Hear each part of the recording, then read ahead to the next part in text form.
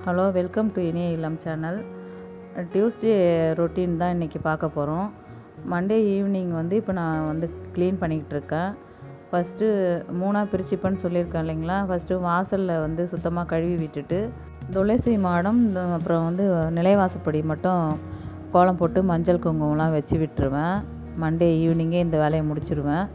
Next விளக்கு தட்டெல்லாம் கழுவுறது, அதுவும் மண்டே நைட்டு தான் நான் செய்வேன்.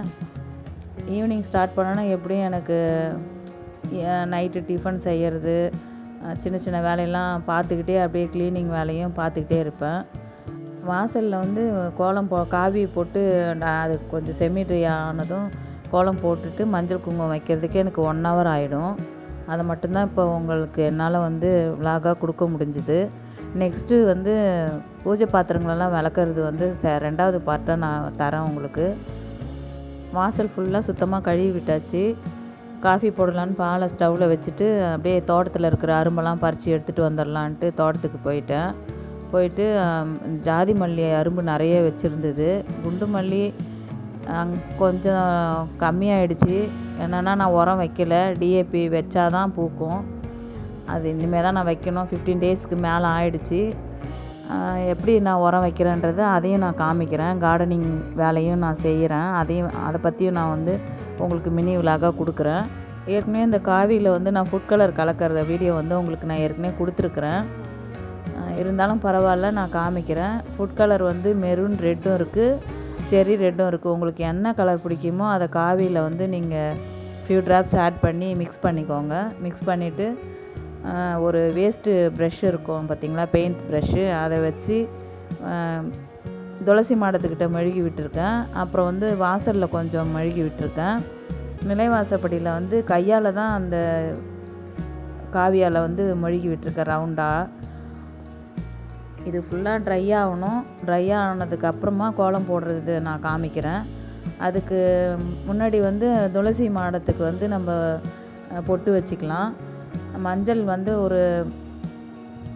ஒரு பவுலில் மஞ்சள் பன்னீரில் குழச்சிட்டு ஒரு சின்ன துணி காட்டன் துணியை எடுத்து நல்லா க்ளீனாக வாஷ் பண்ணிவிட்டு அந்த துணியில் தான் துளசி மாடத்துக்கு மகாலட்சுமி தாயாருக்கு ஃபுல்லாகவே மஞ்சள் பூசி விட்டுட்டு குங்குமம் போட்டு வச்சு விட்டுட்டேன்.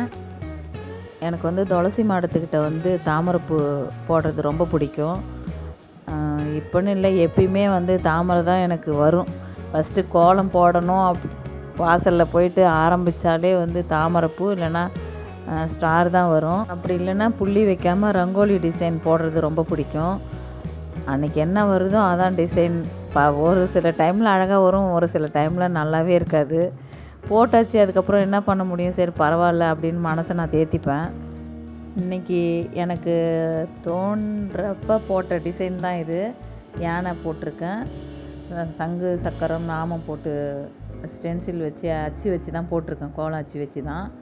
எனக்கு பிடிச்சிருக்கு ரொம்ப இன்றைக்கி நான் போட்டிருந்த டிசைனு. உங்களுக்கு பிடிச்சிருந்ததுன்னா கண்டிப்பாக எனக்கு கமெண்ட்டில் சொல்லுங்கள். நெக்ஸ்ட்டு நிலைவாசப்படியில் மயில் தான் போடணுன்னு ஆசை இருந்துச்சு. அதனால் இன்றைக்கி மயில் தான் போட்டிருந்தேன்.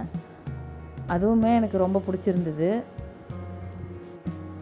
இப்படிலாம் நம்ம கோலம் போட்டு மஞ்சள் குங்குமம்லாம் வச்சுட்டு நம்ம வாசலை பார்க்குறப்ப ஒரு பாசிட்டிவ் திங்கிங் வரும் பாருங்கள். அப்பாடா, நேற்று வரைக்கும் இருந்த பிரச்சனைலாம் இனிமேல் கடவுள் பார்த்துப்பாங்க அப்படின்னு ஒரு நிம்மதி பெருமூச்சு வரும்.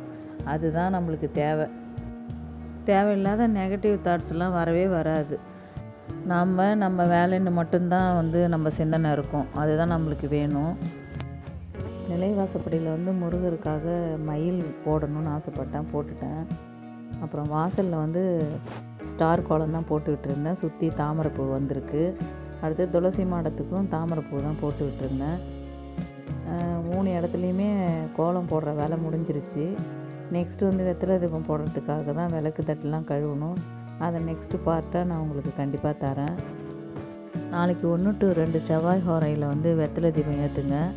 அதனால் குடும்பத்தில் இருக்கிற கடன் பிரச்சனை தீரும். நம்ம ஜாதகத்தில் இருக்கிற செவ்வாய் தோஷம் படிப்படியாக குறைஞ்சிக்கிட்டே வரும். வீடு கட்டாமல் பாதியிலே இருந்தாலும் கட்டுற மாதிரி இருக்கும். இல்லைன்னா மனை வாங்குகிற யோகம் வரும். அதனால் கண்டிப்பாக செவ்வாய்க்கிழமையில் இந்த தீபத்தை ஏற்றிக்கிட்டு வாங்க தொடர்ந்து. எந்த ஒரு சின்ன விஷயமா இருந்தாலும் நம்ம நம்பிக்கை தான் ஃபஸ்ட்டு வைக்கணும். நம்ம நம்பிக்கை தான் அதை வந்து நடத்தி கொடுக்கும்.